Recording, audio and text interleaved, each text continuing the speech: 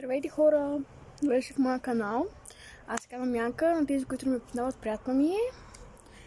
Значи, да знаете, че може би другата седмица, съботата, ще си пускам нова серия Пепе от Рози. Не съм пускала доста време, понеже бях много болна, бях много заета, защото не ми се занимавах с нищо. Бях на училище. Ако сме онлайн, обещавам ви, всеки ден, всяка седмица ще си имате клипчетата. Но е супер трудно да искаш да станеш ютубър.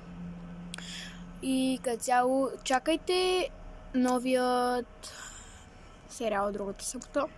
Може и да е тази събота. Днеска сме вторник. Да. Като цяло искам да знаете, че много ви обичам.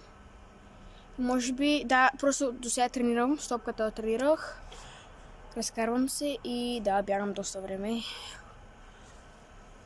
И просто искам да ви кажа, че ще си получите всичко, което трябва. Аз съм обещала, ще направя всичко за вас, но просто вие не го заслужавате, понеже имам 2 абоната, това е супер малко.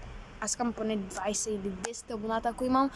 Разберете, много ще съм доволна, много ще се радвам, но просто така става, че хората влизат, не се абонират, нищо, просто влизат, че гледат и излизат. И аз така ще направя, че няма да ви позволя да гледате клипчета, ще ги гледате след 13 седмици, може да ги гледате, така че даже епизодите могат да ви направя след 13 дена да ги гледате, понеже който не се е абонирал, ще ги гледа след може след 13 дена.